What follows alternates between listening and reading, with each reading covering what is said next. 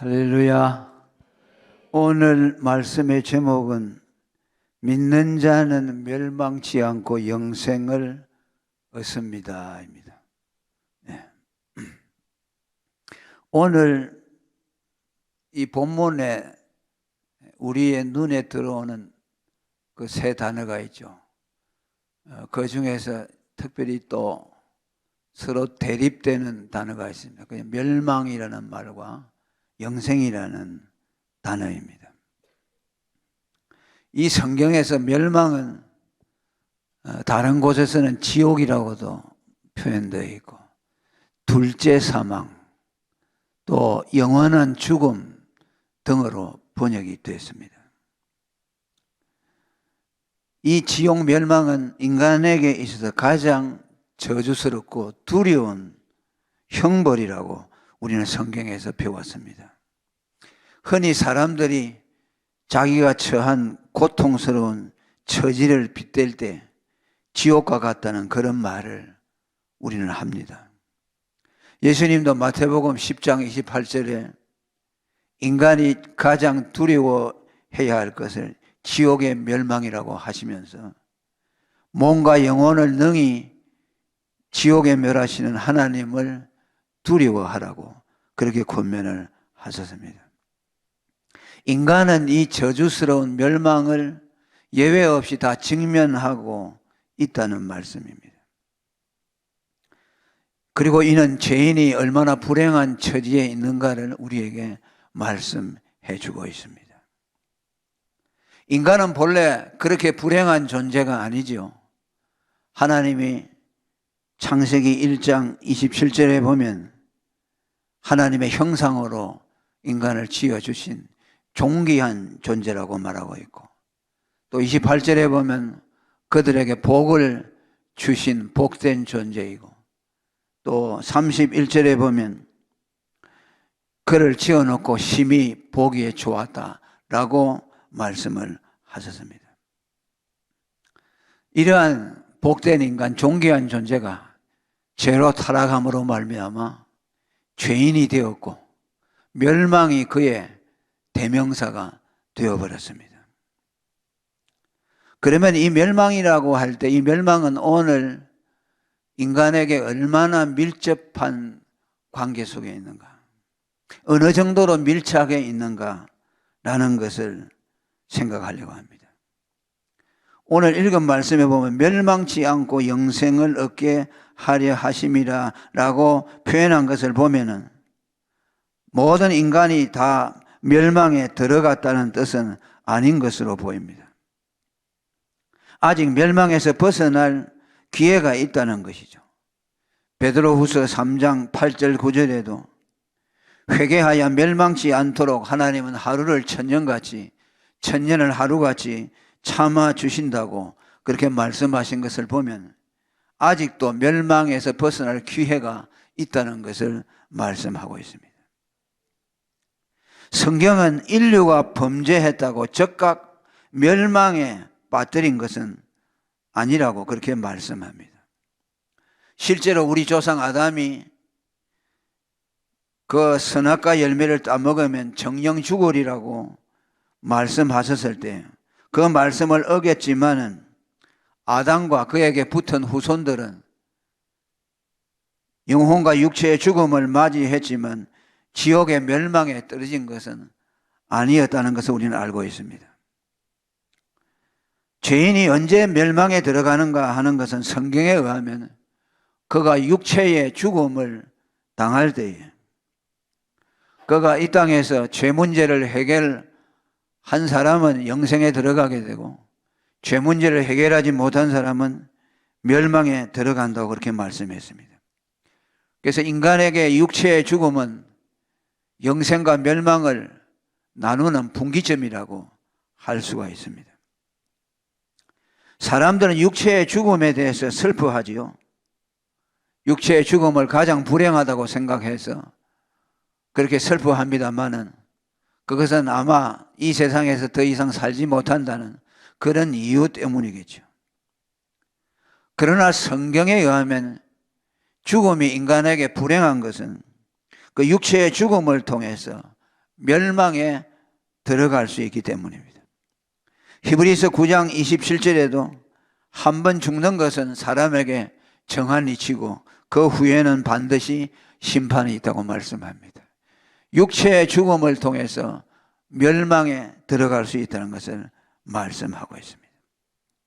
누가복음 12장 5절에도 마땅히 두려워할 자를 내가 너희에게 보이리니 곧 죽인 후에 또한 지옥에 던져넣는 권세 있는 하나님을 두려워하라고 말씀하고 있습니다.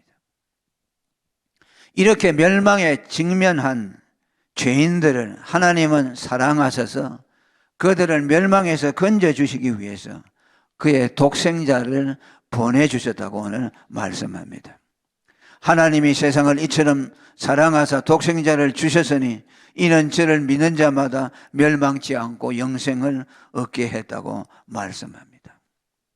이 독생자를 내어주셨다는 말은 정확한 의미는 독생자를 죽음에 내어주셨다는 말씀입니다. 예수님이 이 세상에 오신 목적은 오직 한 가지입니다. 죽기 위해서 오셨습니다. 그래서 죽으시고 3일 만에 부활하신 후 구속을 다 성취하신 이후에 이 세상에 더 있을 필요가 없었지요. 그래서 40일 동안 계시다가 바로 하늘로 승천하셨습니다. 그것은 그가 이 세상에 오신 목적을 달성했기 때문에 더 이상 이곳에 머물 필요가 없었기 때문입니다. 오늘 본문 14절에도 보면은 모세가 광야에서 뱀을 든 것 같이 인자도 들려야 하리니라는 말씀이 나오는데 이 역시 예수님의 죽음을 암시하고 있습니다. 이스라엘 백성이 불뱀에 매여 물려서 죽어갈 때 하나님이 모세를 시켜서 불뱀의 그 형상을 한 구리뱀을 장대에 따라서 높이 들게 하고 그것을 바라본 사람은 그 독에서 구원을 받도록 했어요. 인자도 이와 같이 들려야 하리니 이것은 모세가 구리뱀을 든 것처럼 예수님도 십자가에 높이 달려 죽으실 것을 암시하고 있는 겁니다. 이것은 곧 하나님이 우리를 멸망에서 건지기 위해서 그의 독생자를 보내서 십자가에서 죽게 하심으로 그 구원을 이루셨다는 뜻입니다. 여기서 우리는 그러면 왜 하나님이 우리를 멸망에서 건지기 위해서 독생자를 죽게 하셨는가라는 질문이 생기죠. 우리가 생각하기에는 율법을 열심히 지킨다든지 착한 일을 한다든지 그러면 너희가 멸망에 빠지지 않고 영생을 얻을 것이다. 하나님은 그렇게 말씀하지 아니하고 그의 아들을 보내서 십자가에 달려 죽게 하시는 것을 통해서 우리를 멸망에서 건져 주셨습니다. 이것을 알려면 예수님의 죽음의 의미가 무엇인가를 분명하게 알아야 할 것입니다. 죽음이라는 것은 여러분 언제나 죄의 싹시라고 말씀을 합니다. 죽음은 그냥 저절로 온 것이 아니라 죄의 싹스로 왔다고 로마서 6장 23절 죄의 싹스는 사망이라고 못을 받고 있습니다.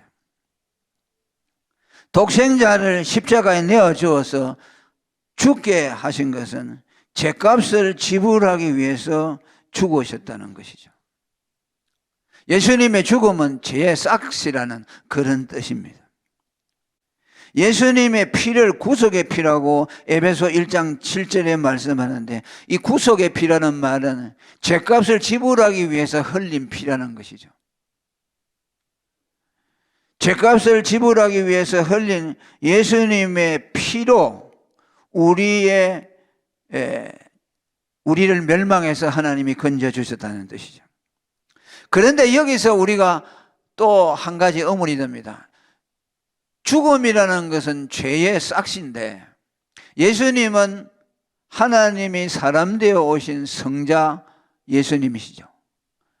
예수님은 하나님과 동등일체이십니다. 예수님은 하나님보다 조금 낮은 분이 아니에요. 사람의 몸을 입고 오셨으니까 예수님은 하나님보다 좀 낮다 그렇게 생각하면 안 돼요. 하나님과 동등하신 분이에요. 아버지와 아들은 하나인데, 그런데 예수님은 사람의 몸을 입고 왔으니까 우리가 볼 때는 예수님은 하나님보다 조금 낮은 분까지 생각하지만 동등하신 분이에요. 빌립이 하나님을 보여달라고 하니까 예수님이 뭐라 하시면 나를 본 자는 아버지를 보았다라고 말씀해요. 그 예수님은 자신과 하나님을 동등하게 여겼죠. 이것을 들은 바리새인들은 감히 저가 어떻게 저런 말을 하느냐라고 예수님을 핍박했습니다. 그런데 그 예수님은 죄가 없는 분이죠. 하나님이시죠. 완전하신 하나님이시고 완전하신 사람이세요. 그런데 그분이 죽었다는 것이죠. 아까 뭐라고 했습니까? 죽음이라는 것은 죄의 싹스로 주어지는 것인데, 그러면 죄가 없는 분이라면 죽을 필요가 없고 또 죄싹이 필요가 없는 것이죠. 그런데 예수님이 죄싹이 되기 위해서 십자가에서 죽으셨다는 뜻이죠. 이것을 볼 때 예수님의 죽음은 자기 죄 때문에 죽은 것이 아니고 자기의 죄싹을 지불하기 위해서 죽은 것이 아니라는 것이 분명해지는 것이죠.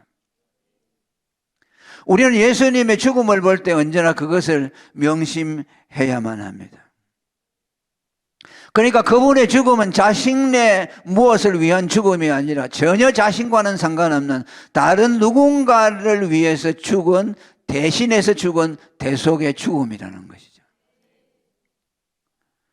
그래서 예수님의 죽음을 말할 때는 언제나 대신해서 죽였다는 말을 붙이고 있습니다. 고린도후서 5장 15절에도 저가 모든 사람을 대신해서 죽었다고 말씀합니다. 예수님은 대신해서 죽은 것이죠. 죽으실 수 없는 분, 죽을 필요가 없으신 분이 죽으신 것은 모든 사람을 대신해서 죽었다. 디도서 2장 14절에도 그가 우리를 대신해서 자신을 주셨다고 말합니다. 자기 문제 때문에 죽은 것이 아니에요. 예수님은 자기 문제 때문에 죽을 필요가 없고 또 죽으실 수 없는 하나님이에요. 하나님이 죽으십니까? 그래서 순전히 저와 여러분을 대신해서 죽으셨다는 말씀이죠. 마태복음 20장 28절에도 예수님은 자신을 가리켜서 대속물이라고 했습니다. 대속물이라고 한 것은 다른 사람의 죄값을 대신 지불하기 위해서 자신을 들이신 분이라. 인자가 온 것은 섬김을 받으려 함이 아니요 도리어 섬기려 하고 자기 목숨을 많은 사람의 대속물로 주려 함이라. 다른 사람의 죄값을 대신 지불하기 위해서 예수님이 죽으셨다는 것이죠. 그러니까 예수님의 죽음을 바라보는 우리의 시선은 언제나 그 예수님의 죽음에 대해서 나와 연관을 지어야 됩니다. 나와 연관을 지어서 예수님의 죽음을 바라봐야 돼요. 나와 무슨 상관이 있느냐라는 객관적으로 제3자로 나와 상관없는 죽음으로 예수님의 죽음을 바라봐서는 안 되는 거죠. 믿습니까? 지금까지 여러분이 예수님의 십자가를 바라볼 때마다 그냥 남의 일같이 생각하고 그 죽음을 바라봐서는 안 돼요. 왜 예수님이 죽었는가? 죽으실 필요가 없지요. 하나님이 왜 죽습니까? 하나님이 사람의 몸을 입고 오신 것은 죽기 위해서. 왜? 죽음이라는 것은 육체로만 가능하잖아요. 사람의 몸을 입지 않으면 죽음이 불가능하죠. 그래서 사람의 몸을 입고 와서 죽음을 죽기 위해서 오신 것이죠. 그리고 예수님의 육체가 죽으시는 것을 통해서 그분이 죄값이 되어 주셔서 하나님이 그 예수님을 통해서 이루시려고 하는 택자를 구원하는 그 일을 이루셨다는 것을 우리는 기억해야 합니다. 자, 그런데 많은 사람들이 인간은 다 죽으니까 그 죽음으로 자기 죄값을 치른다고 생각합니다. 그러니까 예수님의 죽음을 보면서도 자기와 상관없는 거죠. 인간이 왜 죽느냐? 인간은 죄를 지었으니까 죽는 것이고 죽음으로 자기 죄값을 지불하는 것이라고 생각하니까 예수님 왜 나를 위해 또 죽어야 되느냐라고 생각하는 거죠. 그럼 이중적으로 죽음을 지불하는 것인데, 그러니까 자기 죽음에 대한 의미를 정확하게 알지 못하는 거죠. 인간이 죄로 인해서 죽는다는 것이 무엇인가? 자, 여기서 우리는 죄의 결과로 오는 죽음과 죄값으로 치르는 죽음이 다르다는 것을 우리는 구별해야 돼요. 우리 인간이 죽는 죽음은 죄를 범했기 때문에 그 결과로 죽음이 온 거예요. 그러나 우리가 죄의 결과로 온 이 죽음은 죄값이 아니라는 것을 알아야 돼요. 그냥 죄를 지어서 내게 일어난 결과예요. 왜? 너가 이것을 먹으면 죽으리라고 하나님이 하셨기 때문에. 그러니까 그 말씀대로 영혼과 육체의 죽음이 온 것이죠. 그래서 사람은 일정 기간 살다가 다 죽게 되죠. 이것은 뭐냐? 죄의 결과예요. 내가 죽는다고 해서 죄값이 지불되는 것이 아니고 그냥 죄의 결과예요. 자, 우리가 예를 든다면 어떤 사람이 교통법규를 어겨가지고 사고를 냈다. 자동차 사고를 냈습니다. 음주운전을 해가지고 다른 사람의 차를 받았어요. 그런데 그가 차가 다 부서지고 자기 몸이 크게 부상을 입었습니다. 자, 이것은 뭐죠?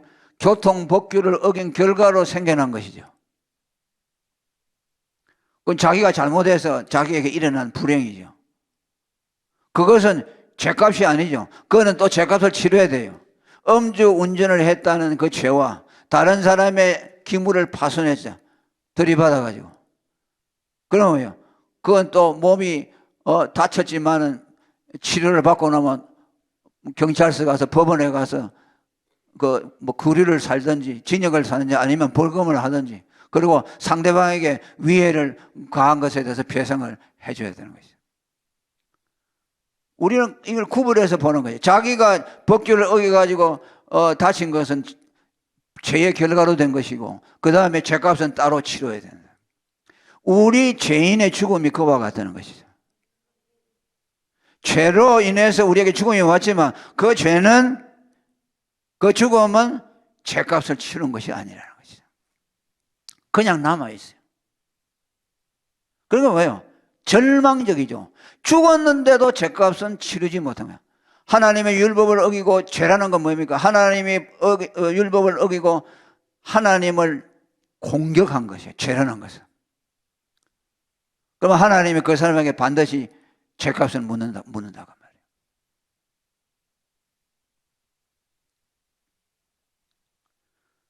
그런데 우리에게는 죄값을 치를 수 있는 것이 없어요.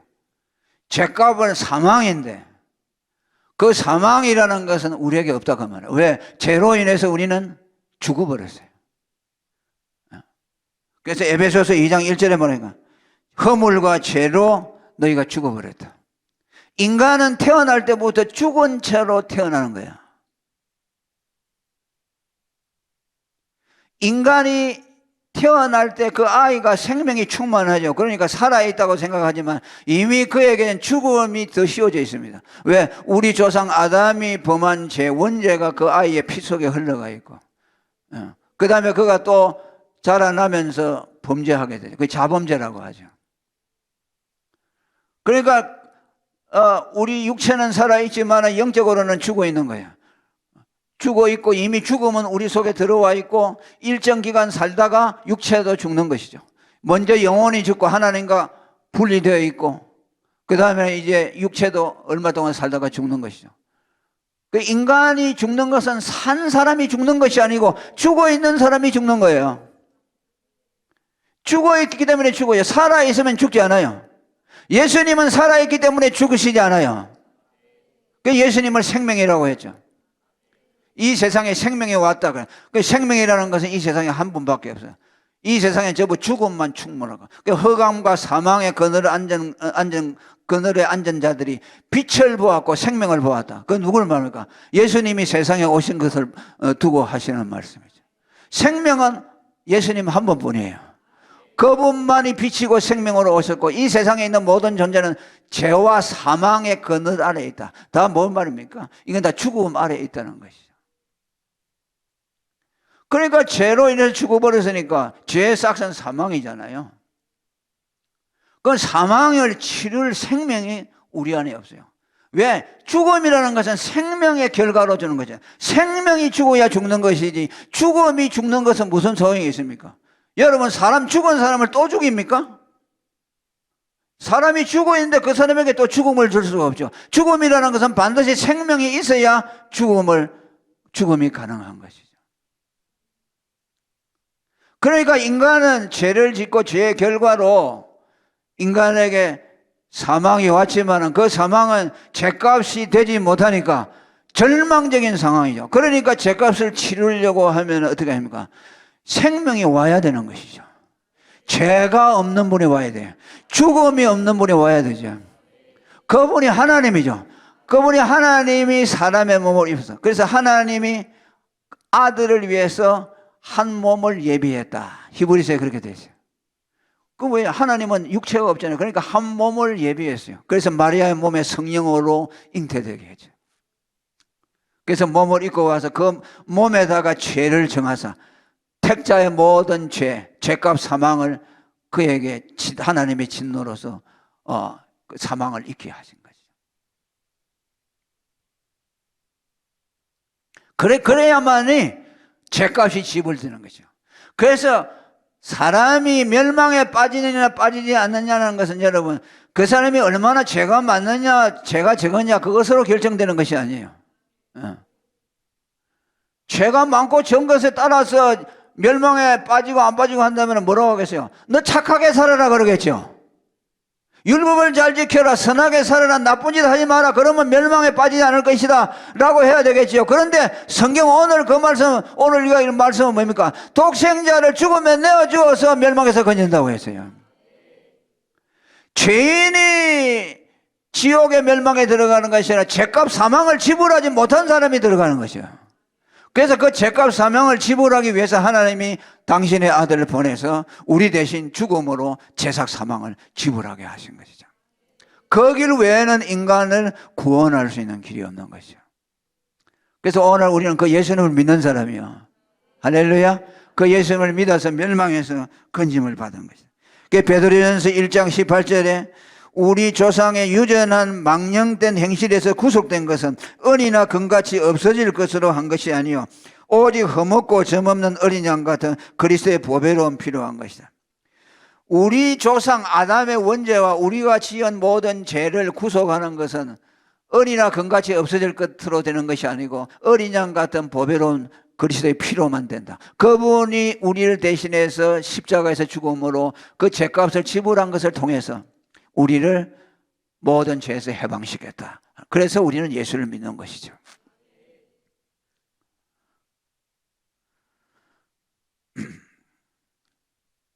그리고 하나님이 우리를 멸망에서 건지시려고 독생자를 죽음에 내어주신 이것을 오늘 성경은 하나님의 사랑이라고 하죠. 하나님이 세상을 이처럼 사랑하사 독생자를 주셨다. 하나님의 사랑이에요. 여러분들 하나님의 사랑을 항상 초점을 어디에다 맞춰야 되냐? 독생자를 내어주신 그 하나님의 자비와 사랑, 거기에다가 하나님의 사랑을 표대를 맞춰야 돼요. 하나님의 사랑은 그 외에는 없어요. 뭐 좋은 대학에 자식들 들어가게 해주고 사업 성공하게 해주고 그런 거 그걸 하나님 사랑이라고 하면 안 돼요. 그럼 가난한 사람들은 뭐 좋은 대학 못 들어가는 사람도 하나님 사랑 못 받겠네요. 거기다가 표대를 맞추면요 항상 좌절을 하게 돼 있어요. 그리고 하나님 사랑의 핵심이 아니에요. 하나님 사랑은 멸망에서 건지는 거 아니에요. 멸망에서 건져서 영생으로 들어가게 하는 거야. 이 사랑이거든. 이게 사랑이니까 그걸 위해서 하나님이 당신의 아들을 내어준 것이에요. 그냥 멸망에서 건져준 것이 아니라 하나님이 당신의 생명을 희생시켜서 우리를 멸망에서 건져주신 것이요. 엄청난 사랑이죠. 이것은 엄청난 사랑이죠. 어디 거기에다 그 사랑에다가 다른 것을 갖다가 비교하려고 해요. 요한일서 4장 9절에도 하나님의 사랑을 자기의 독생자를 세상에 보내서 우리를 살리는 것이라고 말씀해요. 딱 못을 바꿔죠. 10절에도 뭐라죠? 사랑은 여기 있으니라고 해요. 못을 박아놨어요. 사랑은 다른 데 없다. 여기 있다. 뭐냐? 하나님이 우리를 사랑하사 우리 죄를 속하기 위하여 화목제물로 그 아들을 보낸 것이다. 딱 못을 박아놨어요. 하나님 사랑 여기밖에 없다. 다른 데서 찾지 마라. 그리스도 예수 안에 있는 하나님의 사랑에서 우리를 끊을 수 없다. 하나님의 사랑이 어디 안에 있냐? 그리스도 예수 안에 있다. 그분의 죽음 안에 있다. 그 예수 믿는 사람은 하나님의 사랑을 받은 사람이요, 하나님의 사랑 전부를 받은 사람이요, 하나님의 사랑 핵심을 받은 사람이요. 가난해도 내가 뭐 실패해도 그것 가지고 하나님 사랑을 논하지 마세요. 하나님의 사랑을 그렇게 천박하게 만들지 말라는 것이요.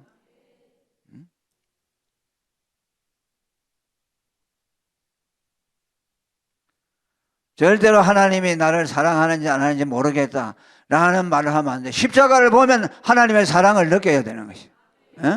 그분의 죽음을 보면 하나님의 사랑을 깨달아야 하는 것이요. 그리고 믿음이 나옵니다. 하나님이 세상을 이처럼 사랑하 독생자를 주셨으니 이는 저를 믿는 자마다 그래서 멸망치 않고. 자, 독생자를 내어 주셨으니 그러면 우리가 뭘 해야 되느냐? 믿어야 된다는 것이죠. 그 믿음은 뭐냐? 독생자를 우리가 받아들이는 것이죠. 그분의 죽음을 받아들이는 것이죠. 믿음은 그거예요. 하나님의 사랑의 핵심은 독생자를 내어준 것이요, 십자가에.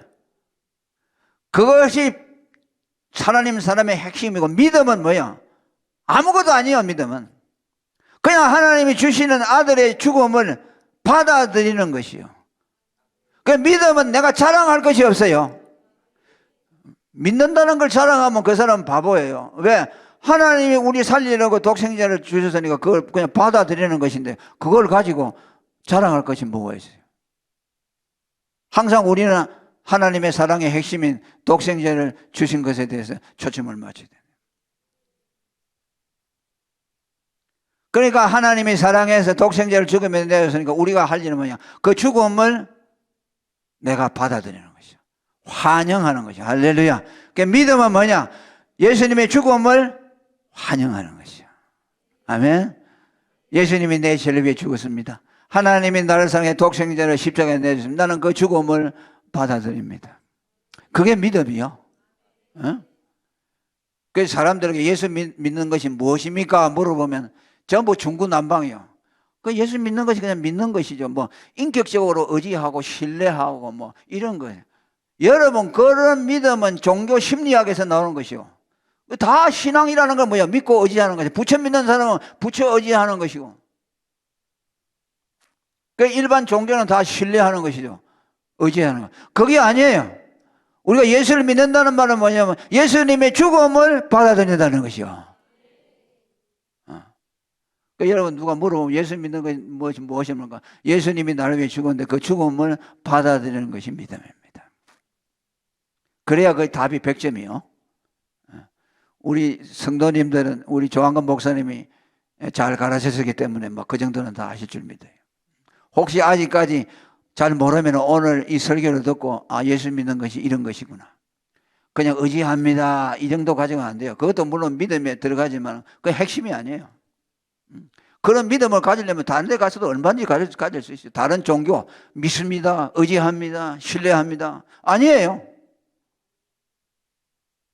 믿음의 핵심은 아니에요. 오늘 그랬잖아요. 하나님이 인간을 사랑하는 것이 기독교고 그 사랑의 핵심은 뭐냐? 아들을 내어주는 것이요. 그래서 멸망에서 건지는 것이요. 그럼 우리는 뭐냐? 믿는다는 건 뭐냐? 그 아들의 죽음을 받아들이는 것이죠. 그게 뭐 다른 것을 왜 갖다 붙일 수가 있어요.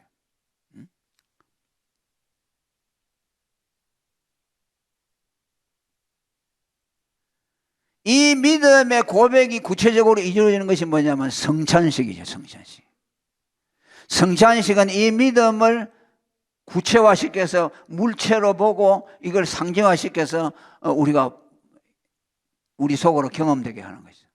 그러니까 목사님이 성찬식 하실 때 떡과 포도주를 주죠. 그 떡과 포도주는 뭡니까? 예수님의 살과 피죠. 살을 먹고 피를 마시죠. 그 다른 말로 하면 뭡니까? 예수님의 죽음을 먹는 것이요. 성찬식은 예수님의 죽음을 먹는 것이요. 그 앞으로 여러분들 성찬식 할 때 예수님의 죽음을 받아들입니다. 예수님의 죽음을 지금 내가 먹습니다. 그렇게 하는 거예요. 그것이 성찬식이죠. 그래서 성경은요, 예수님을 믿는다는 것과 예수님의 죽음을 받아들인다는 것을 동일시하고 있어요. 그래서 성경이 요한복음 3장 36절에 보면 뭐라고 했어요? 아들을 믿는 자에게는 영생이 있고. 아멘. 오늘 요한복음 3장 16절의 말씀과 같죠? 아들을 믿는 자는 멸망치 않고 영생을 한다. 그 다음에 또 요한복음 6장 54절에 보면 내 살을 먹고 내 피를 마시는 자는 영생을 가졌다. 아멘. 내 살과 내 피를 마시는, 이게 뭐야? 그분의 죽음을 받아들인다. 그분의 죽음을 먹는 자는 영생을 가졌다. 그러니까 믿음이라는 건 뭐냐? 예수님의 살과 피, 그분의 죽음을 먹는 것이, 먹으면 영생 얻는 것이고. 그러니까 오늘 믿는 자는 멸망치 않고 영생을 얻는다. 그 말은 뭐냐? 예수님을 우리에게 주신 그 예수님의 죽음을 내가 받아들이는 것, 그 죽음을 나의 죽음으로 받아들이는 것이 믿음이고, 그렇게 하면은 영생을 얻는 것이구나 하는 것을 오늘 우리에게 가르쳐 주고 있어요. 반면에 예수를 안 믿는다는 말 역시 예수님의 죽음을 그의 죄값으로 받아들이지 않는다는 뜻입니다. 죽음을 거부하는 것이에요. 예수 안 믿는 거예요. 예수를 믿으라고 하는 말은 뭐니까? 예수님의 죽음을 당신의 죄값으로 받으라 하는 말인데, 안 믿겠다는 것은 예수님의 죽음을 거부하는 행위예요. 그러면 어떻게 됩니까? 예수님의 죽음을 거부하니까 죄삭 사망을 내어놓으라고 하는 그 율법에 이루지 못하죠. 죄의 삭은 사망이다가 율법이요. 범죄하는 영혼은 죽으리라, 죽음을 내어놔라. 그런데 우리는 죽음이 없으니까 예수님의 죽음을 가져와야만 내가 죄의 삭은 사망이라는 그 율법의 요구를 이루잖아요. 그러니까 그 예수님을 거부하니까 율법을 이루지 못하죠. 그러니까 하나님의 진노가 임하는 것이죠. 그 세상에서 제일 무서운 것이 뭐냐면 율법이에요. 율법으로 하나님은 구원하시고 율법으로 사람을 죄하는데, 율법의 성취를 이루어서 예수를 믿는다는 건 뭐냐? 율법의 성취를 했다는 말씀이에요. 내가 이루지 못하는 율법의 성취를 예수님이 대신한 것이요, 죄의 싹선 사망이라는 것을 대신 이루어 주신 것이죠. 그러니까 예수를 안 믿으면 죄삭 사망을 지불하지 못하니까 그건 율법을 이루지 못한 것이죠. 그럼 그 사람에게 뭐야? 하나님의 진노가 임하는 것이죠. 거기 요한복음 3장 36절에 아들을 순종치 아니하는 자는 영생을 보지 못하고, 그러죠. 오늘 말씀과 대비해 보세요. 믿는 자는 영생을 얻고 아들을 순종치 않는다. 그 순종치 않는다는 말은 무슨 말입니까? 지난 시간에 얘기했죠. 순종치 않는다는 말은 복음에 복종하지 않는다는 것이죠. 믿지 않는다는 것을 순종치 않는다고 그렇게 말씀해요. 예수님의 죽음을 거부하는 자, 그 사람은 영생을 보지 못하고 하나님의 진노가 그 위에 머물러 있다. 멸망이 그 사람을 지배한다는 것이죠. 그러니까 여러분, 예수 안 믿는 것이요, 하나님에 대한 불복종이고, 하나님이 우리를 사랑해서 살리려고 아들을 보내서 십자가에 죽게 했는데 그것을 거부하는 것이니까요. 이게 얼마나 큰 악이라는 것을 우리는 알아야 합니다. 율법을 이루지 못해서도 하나님의 진노를 받지만, 그보다 더 핵심적인 죄는 뭐인가 하니까, 우리를 살리려고 하나님이 사람 되어 와서 십자가에 저주를 받아 죽었는데 그 죽음을 거부한다는 것이죠. 이것이 사실은 지옥 가는 가장 핵심적인 죄예요. 예수 안 믿으면 왜 지옥에 가느냐? 하나님이 우리 살리려고 사람 되어 와가지고 십자가에 죽으신 그 고귀한 죽음을 부정하는 것이요, 그 죽음을 욕되게 하는 것이요, 그래서 지옥에 가는 것이요.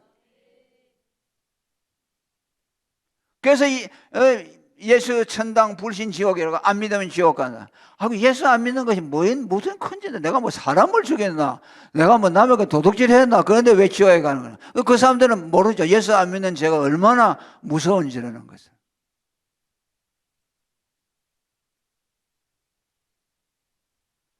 히브리서 10장 28절 29절에 그것을 말씀합니다. 여기 모세의 법을 어긴 사람과 예수님의 피를 욕되게 한 자의 죄를 두 가지를 비유하고 있어요. 모세의 법을 폐한 자도 두세 정의를 인하여 불쌍히 여김을 받지 못하고 죽었거든. 하물며 하나님 아들을 밟고 자기를 거룩하게 한 언약의 피를 부정한 것으로 여기고 은혜의 성령을 욕되게 하는 자의 당연히 받을 형벌이 얼마나 중요해. 당연히 받을 형벌이 뭐냐니까 멸망에 받는다. 모세의 율법은 죄삭 사망을 내어놓으라는 것이죠. 이것도 하나님 앞에 큰 죄지만은 그보다 더 큰 죄는 뭐냐? 그것을 거부함으로 우리를 위해서 죽어주신 그 하나님 아들의 죽음과 그 피를 짓밟고 욕되게 하고, 그 다음에 그 예수님의 죽음을 하나님께 연락되게 하신 성령을 거역하도록 만들었어요. 그리고 그 복음을 전할 때 성령이 와서 감동하시고 믿으라고 할 때 그것을 거부하는 것은 예수님의 피를 부정하는 것이고 성령을 거역하는 것이죠. 삼일째 하나님을 부정하는 것이요. 그래서 지옥에 가는 것이요. 그래서 가장 악한 죄, 극악한 죄는 예수님의 죽음을 부정하는 것이요. 그래서 우리 죄인된 자들은 하나님이 우리를 살리려고 하나님이 사람 되어 와서 십자가에서 돌아가심으로 이룬 그 구속을 우리는 하나님 앞에 어찌 나 같은 죄를 위해서 하나님이 사람 되어 와 죽으셨나이까 하고 그 앞에 무릎을 꿇고 그 죽음을 우리의 양팔로 환영하면서 받아들여야 합니다. 어찌 이런 일이 있을 수가 있습니까? 어떻게 하나님이 나를 살리려고 사람 되어 와 십자가에 죽었나이까 라면서 우리는 그 앞에 부복하고 그의 죽음을 우리는 우리의 마음을 다해서 환영해서 받아들여야 돼요. 우리는 예수를 믿지 않을 권리가 없는 거예요. 우리에게는 그런 권리가 없어요. 죄인은 마땅히 우리를 살리기 위해서 그가 흘려주신 그 숭고한 피를 우리는 영접해야 되고, 그래서 그 죽음을 영화롭게 만들어야 돼요. 믿는 자는 하나님을 영화롭게 한다. 믿는 것이 하나님의 일이라고 하신 것은 무슨 말이냐? 예수 그리스도의 죽음을 받아들일 때 그 죽음을 우리는 높이게 되는 것이고 영화롭게 만들기 때문에 우리의 믿음을 통해서 하나님께 영광을 돌리게 되는 것이죠. 이 세상에서 가장 하나님께 영광을 돌리는 것이 뭐냐면 예수 믿는 일입니다. 하나님의 아들을 믿는 것이 하나님의 뜻이라고 한 것은 그것을 통해서 하나님이 가장 영광을 받는 것이에요. 제일 극악한 자는 뭐냐? 그 아들을 믿지 않고 그 피를 부정하는 사람, 그 사람은 마땅히 지옥에 가야 하는 것이죠.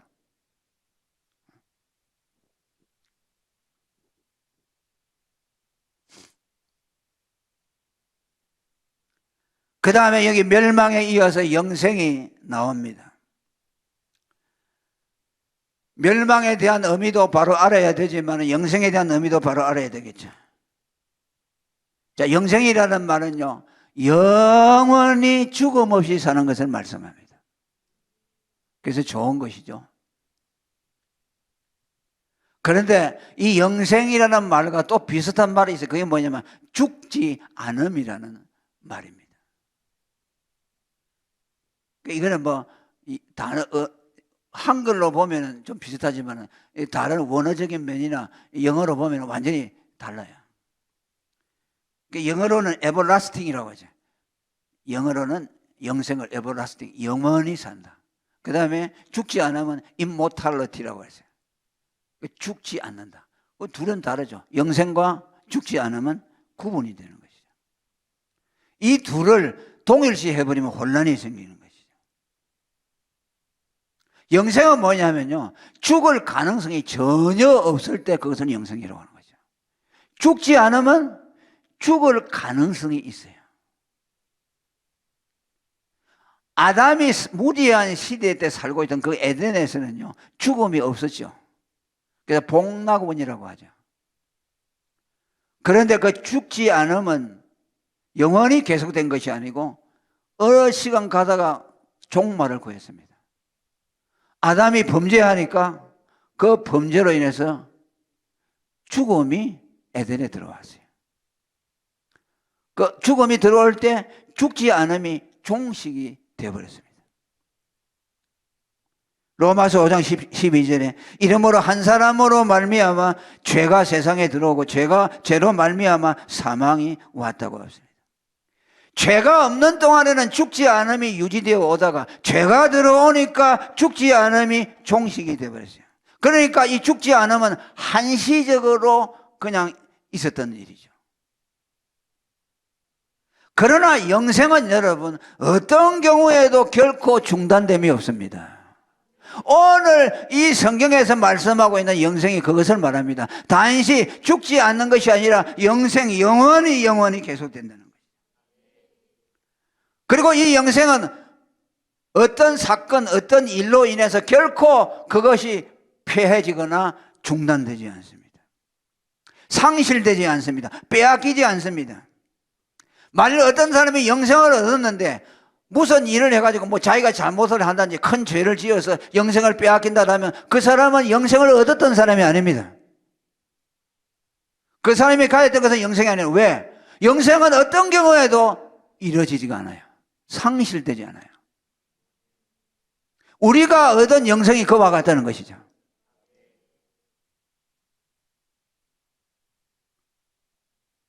요한복음 10장 28절에 내가 저희에게 영생을 주노니 그러죠. 영원히 멸망치 아니한다고 했습니다. 할렐루야. 영생을 얻은 자는 그 영생을 영원히 빼앗기지 않는다는 말이죠. 멸망으로 빠지는 일이 없다는 말씀이죠. 영원히 멸망에 빠지지 않는다. 영생을 얻은 사람은. 그리고 말이죠. 그들을 내 손에서 빼앗을 자가 없다고 말씀합니다. 설사 육체의 죽음이 그에게 엄습해 올지라도 육체가 죽임을 당할지라도 그 영생은 상실되지 않습니다.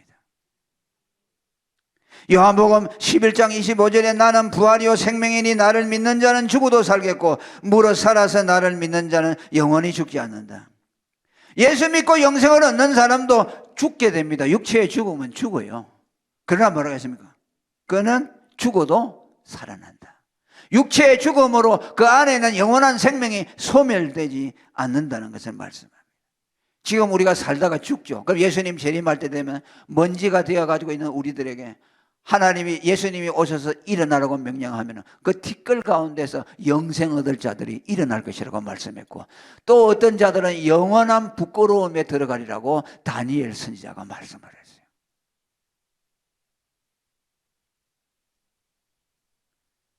그런데 아이러니한 것이 있죠. 무죄했던 아담에게는 어떻습니까? 죽지 않은 만 있었죠. 영생이 없었어요. 영생이 있었다면 아담이 죽지 않았겠죠. 그냥 죽지 않은 만 향유하고 있었기 때문에 죄가 들어오니까 죽음이 없고 죽지 않음이 종식이 되죠. 그런데 영생은 어떻게 온다고 합니까? 멸망에 직면해 있는 인간, 죄인으로서 까딱하면 멸망에 들어갈 수 있는 그 사람에게 영생을 준다는 말씀이에요. 할렐루야. 죄 없는 의인에게 영생을 주는 것이 아니라 죄를 지어서 멸망에 빠뜨려 지옥에 갈 그 지옥에 직면해 있는 그 사람에게 하나님이 영원한 생명을 준다. 아이러니죠. 어찌 죄가 없는 아담은 그 영생을 못 얻었는데 와 죄를 지은 죄인이 영생을. 그게 하나님의 계획이에요. 그래서 우리를 복주시되 어떤 복을 있나? 창세전에 그리스도 안에서 우리를 복주시기로 예정해 놓고 하나님이 택한 백성들에게 그 영생을 주기로 작정해 놓은 사람들이 있어요. 그 사람이 뭐 죄인이고 아니고 상관없이 하나님이 그리스도 안에서 택해 놓은 사람들에게는 영생을 얻도록 만들어 주었어요. 그리스도 안에 들어오는 사람에게 죄인인데 그리스도 안에 들어오는 사람에게 영생이 주어지도록 했다. 다시 말하면 그리스도 밖에 있는 자는 영생이 없다. 그가 죄를 안 지어도 그리스도 밖에 있으면 그 사람에게는 영생이 없다. 그리스도를 믿어야 된다. 독생자를 믿어야만 영생을 얻는다. 그래서 영생을 그리스도 안에라는 것에다가 이렇게 가두어 놨어요. 자, 우리가 볼까요? 로마서 6장 23절에 그리스도 예수 우리 주 안에 있는 영생. 할렐루야. 영생이 어디 있어요? 그리스도 예수 우리 주 안에 있는 영생. 밖에는 영생이 없다. 디모데후서 1장 1절에 그리스도 예수 안에서 약속된 생명. 그리스도 안에 있다는 말은 무슨 말입니까? 그가 죄인이라는 말이에요. 그리스도는 죄인의 구주입니다. 죄가 없는 사람에게는 그리스도가 필요 없습니다. 그래서 예수님을 죄인의 친구라고 했죠. 죄가 없다고 말하던 바리새인과 서기관들은 그리스도를 믿지 않았습니다. 왜? 그들은 자기들을 의인이라고 했기 때문이죠. 그러니까 그들은 다 지옥에 갔죠. 그들이 아무리 착하게 살고 율법을 잘 지켜서, 지난 시간에도 말씀했죠. 이 세상에서 가장 착한 사람이 누구냐면 바리새인들이요. 가장 선하게 산 사람들이요. 그런데 예수님이 그들을 보고 뱀의 자식들이라고 마귀의 후손이라고 말씀했어요. 왜 그런지 압니까? 그리스도를 믿지 않았어요. 그들은 그리스도 밖에 있었기 때문이에요. 그리스도 밖에 있기 때문에 영생으로 들어가지 못하고 멸망으로 들어가는 거죠. 멸망과 영생을 그리스도로 기준해서 하나님이 우리에게 설정해 주시다.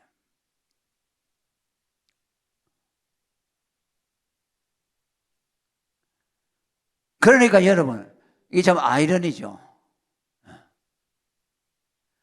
의로운 아담은 영생을 못 얻었는데 죄인이 그리스도 안에서 영생을 얻었다. 그래서 뭐라고 하냐니까 영생을 은사라고 말합니다. 할렐루야. 선물이라고 말합니다. 값없이 주어지는 것이요.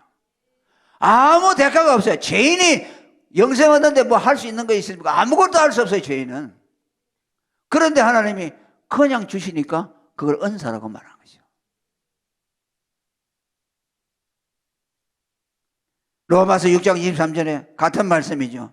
영생은 그리스도 예수 안에 있는 은사라고 했어요. 디도서 3장 7절에도 우리로 저의 은혜로 의롭다 하심을 얻어 영생의 소망을 넣게 했다. 은혜로 예수 믿으니까 의롭다고 인정해 주시고 의롭다함을 받으니까 영생을 우리에게 약속해 주셨다. 그러니까 예수 믿는 사람은 다 의인입니다. 의인이 되면 하나님이 그 사람에게 영생을 주는 것이죠. 예수 믿는 길 밖에는 의롭게 되는 일이 없어요. 자, 저와 여러분이 예수님 믿잖아요. 그러면 의인으로 인정해 주시고 하나님이 우리에게 영생을 선물로 주시는 것이죠. 아멘. 이 선물을 다 받으시기를 바랍니다. 거부하지 마시기를 바랍니다. 아들을 영접하시기를 바랍니다. 아들을 영접하면 영생이 여러분들의 것이 되는 줄로 믿습니다. 그리고 이 영생은 다만 시간적으로 영원히 산다는 것만이 아닙니다. 자, 여러분 지금 우리 상태에서 영원히 산다면 그게 좋겠어요. 여러분 보고 지금 이 상태에서 막 고민 있고 죄 짓고 잘못하고 막 또 세상에서 병도 걸리고 막 이런 상태에 있는데 여러분 보고 이 상태로서 영원히 살라고 하면 그게 복이겠어요? 저주겠어요? 그건 복이 아니에요. 아파서 골골골골 하면서 어떤 분들은 아주 심한 병에 걸려가지고서 정말 진통제 없이는 살 수 없고 그런 분들이 있죠. 그런 분들 보고 죽지 않고 영원히 살아라고 하는 것은요, 그건 저주지요. 영생은 그런 걸 말하는 거 아닙니다. 그냥 시간적으로 지금 이 상태에서 영원히 안 죽고 산다. 이거는 성경의 영생과는 거리옵니다. 저는 어떤 40대로 보이는 젊은이들이 길을 걸어가면서 대화를 하는데 내가 가만히 따라가면서 들어봤어요. 그렇게 뭐, 야, 요새 100세 시대라며. 그러니까, 야, 100세 시대 골치 아픈데 그래. 그러니까 들어볼까. 내가 지금 나이가 40 아이가. 그러니까 100살까지 살면 60년 남았는데, 야, 그거 어떻게 살지 힘들어서? 그래. 그 인생이 얼마나 힘들면 그런 소리 하겠어요. 응? 그 오래 사는 것이 좋은 게 아니라는 것이요. 지금 상태에서 병들고 아프고 근심 있고 눈물 흘리고 슬픈 일 당하는데 이거 영원히 산다고 해서 좋을 리가 없죠. 영생은 그런 개념이 아닙니다. 영생이라는 것은요, 여러분, 영생은 그리스도 안에서 하나님의 사랑과 하나님의 생명을 경험하고 사는 것을 성경은 영생이라고 말합니다. 그래서 그 영생은 미래의 천국에 들어가서 누리는 것이 아니라 오늘 이 땅에서 시작이 된다고 말씀합니다. 영생은 그리스도 안에 들어가면 그분의 사죄와 칭의를 얻고 하나님의 사랑이 그 마음속에 성령으로 부어져서 아이고 왜 이리 좋노, 하나님 사랑이 너무나 좋다. 여러분들처럼 여러분들이 아까 광고에도 보니까 우리 이제 전화리교회 성도들은 그냥 맨날 울어요. 그러니까 내가 왜 저렇게 우나니까 하나님 사랑 때문에 저런 것이지. 그건 이미 영생을 누리고 있는 것이요. 영생이요.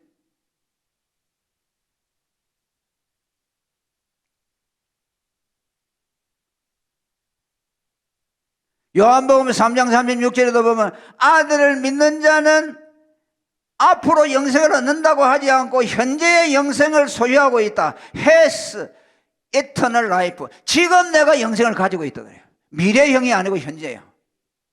예수 믿으면 앞으로 영생을 얻는다고 하지 않고 지금 영생이 나에게 와 있다. 요한 1서 5장 13절에도 사도 요한은 내가 너희에게 이 편지를 쓰는 것은 하나님의 아들의 이름을 믿는 너희가 영생을 갖고 있다는 것을 알게 하기 위함이라고 했어요. 영생이 우리에게 이미 와 있다는 것이죠. 그리스도 안에서 하나님의 사랑과 생명을 누리는 그 순간이 우리에게 영생이라는 것이죠. 이것은 장차 천국에 가서도 같은 경험이에요. 크기의 차이는 있을지 모르지만 질은 똑같아요. 앞으로 천국에 들어가서 누릴 영생은 뭔지 압니까? 그리스도 안에서 하나님의 사랑과 하나님의 생명을 충만하게 경험하는 그것이 영생이고 그것이 천국의 경험이에요. 로마서 14장 17절에도 말씀합니다. 하나님의 나라는 먹고 마시는 것이 아니라 성령 안에서 의와 평강과 희락이라. 성령 안에서 의와 평강과 희락을 느끼면 그 사람은 이미 천국에 들어간 생활을 하고 있다는 것이죠. 영생 천국은 미래의 것만 아니고 오늘 이 땅에서 이루어지고 있다는 말씀입니다. 찬송가 436장에도 새 생명 얻은 자 영생을 누리니 주님을 모신 밤 새 하늘이로다. 영생을 누리며 주 안에 살리라. 오늘도 내일도 주 함께 살리라. 할렐루야. 영생을 이 땅에서 누리고 있다는 말씀이죠. 이러한 영생의 삶을 이 땅에서 살고 있다면 그 사람은 지금 영생을 누린 것이고 그 사람이 이 땅에서 그걸 단 며칠만 누렸더라도 그 사람은 영생을 살다가 간 사람이라고 할 수 있어요. 죄된 생활 하나님 없이 살다가 예수 믿고 내가 한 달이라도 그리스도 예수 안에서 하나님의 사랑과 그분의 생명과 성령의 기름 부음을 경험하고 살았다면 그 사람은 이 땅에서 영생을 살다가 영생으로 들어간 것이죠. 영생은 나중에 들어가는 것이 아니고 이 땅에서 이미 영생을 경험하다가 다시 영생 천국으로 들어가는 것이요. 할렐루야. 믿습니까? 이 영생을 우리는 소중히 여기는 것이죠.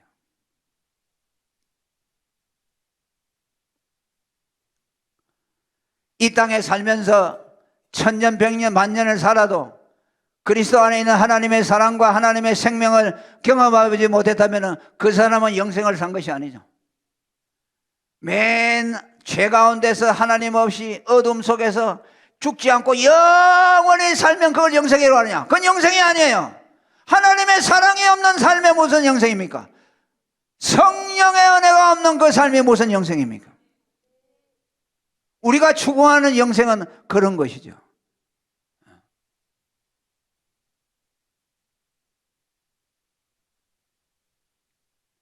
그리고 그 영원한 사랑은 미래에만 있는 것이고 현재에만 있는 것이 아니고 이미 영원 전부터 우리에게 시작이 되었다는 것을 성경은 말합니다. 할렐루야. 이거 제가 얼마나 위로가 되는지 몰라요. 영생은 뭐입니까? 시작도 없고 끝도 없는 것이죠. 우리가 지금 예수를 믿어서 영생을 얻는다 하니까 내가 예수 믿는 순간에 그냥 영생이 이때 처음 왔다. 그것이 아니에요. 이미 영생이 우리에게 와 있어요.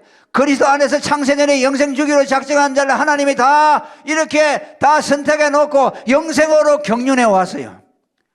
우리는 알지 못하지만 하나님은 영원한 사랑으로 우리를 사랑해 오셨습니다. 그걸 믿으시기를 바랍니다.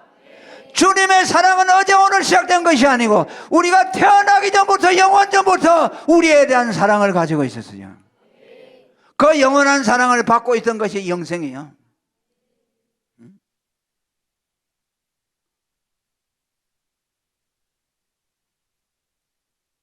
디도서 1장 2절에 보면은 영생은 거짓이 없으신 하나님이 영원한 때 전부터 약속하신 것이라고 말합니다. 영원한 때 전에 영생을 주시기로 작정해 놓고 그 영원 전부터 우리에 대한 영생, 하나님의 영원한 사랑을 이렇게 경륜해 오고 있었어요.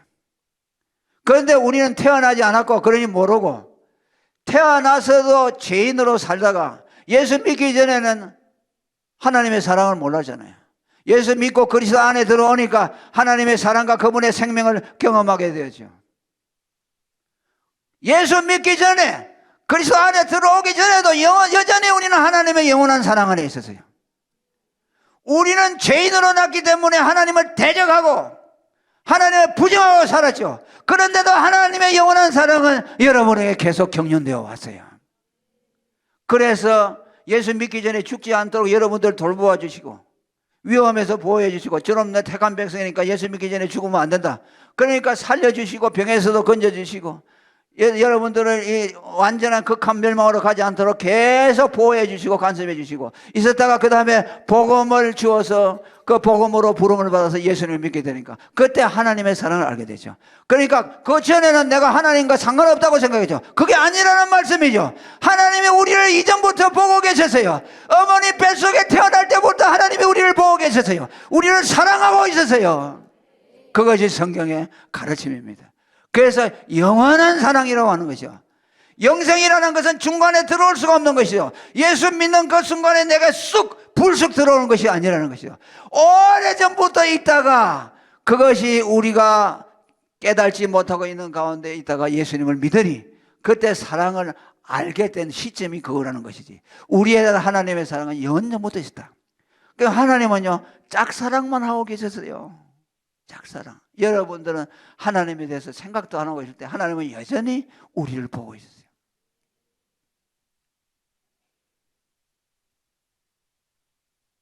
시편 139편 16절에 내 형질이 이루기 전에 주의 눈이 보셨다고 했습니다. 내가 사람의 모습을 갖추기 전부터 하나님이 우리를 보고 계셨어요. 사랑의 눈으로 여러분들을 보고 계셨어요. 아멘.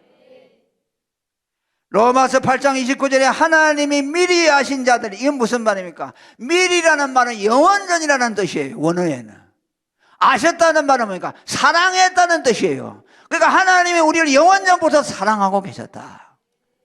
그 영원한 사랑, 영생이 언제부터 시작됐냐? 영원전부터 시작이 됐다. 야곱에 대해서도 말합니다. 로마서 9장 11절에 자식들이 아직 나지도 아니하고 선이나 악을 행하지 아니한 때에 내가 야곱은 사랑하고 에서는 미워했다. 내가 태어나기 전부터 하나님이 야곱을 사랑했다. 놀라운 사실이죠. 그리고 그 영원전에 시작됐던 하나님의 사랑은 영원까지 이어질 것입니다. 할렐루야. 지금부터 앞으로도 이어질 것입니다. 하나님의 영원한 사랑, 그 영생이 여러분들 안에 있고 그 사랑은 여러분들을 끝까지 인도해 주실 것입니다. 여호와가 옛적에 이스라엘에게 나타나 이르기를 내가 영원한 사랑으로 너를 사랑했다고 예레미야 31장 3절에 말씀입니다. 그래서 여러분들은 하나님이 여러분을 절대로 버리는 일이 없다는 것을 믿으시길 바랍니다.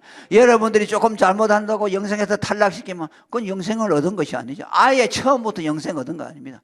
영원전에 시작된 사랑이 여러분들 좀 잘못한다고 버리겠습니까? 그건 영생 얻은 건 아니죠. 영원한 사랑은 변함이 없습니다. 다함이 없습니다. 끝이 없습니다. 그 사랑을 믿으시기를 바랍니다. 이것을 여러분들에게 가르쳐 주기 위해서 오늘 이 목사가 여러분들에게 외치는 것이죠.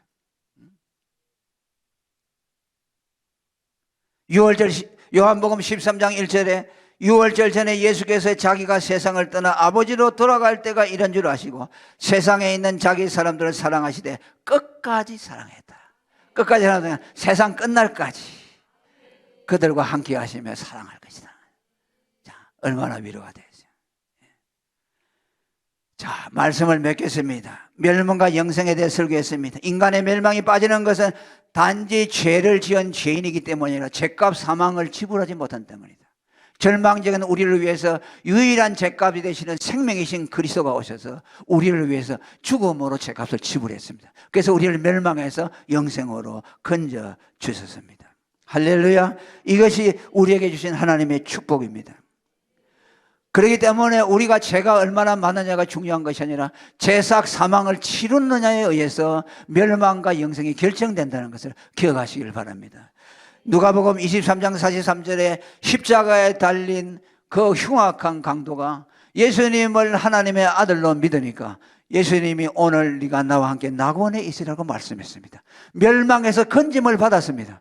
그는 낙원으로 들어갔습니다. 보지 못했지만 예수님이 그 사람에게 약속을 하셨습니다. 오늘도 여러분 죄 때문에 고민하는 사람이 있다면 예수님의 죽음을 받아들이시길 바랍니다. 예수님의 죽음을 받아들이는 것이 믿음이라는 것을 다시 한번 여러분들이 깊이 새기시기를 바랍니다. 할렐루야. 기도하겠습니다. 하나님 감사합니다. 오늘도 하나님의 사랑과 멸망과 영생의 도리를 가르쳐주셔서 감사합니다. 말씀 들은 것 기억되게 하시고 우리 신앙생활의 좌표가 되게 하옵소서. 예수님 이름으로 기도합니다. 아멘.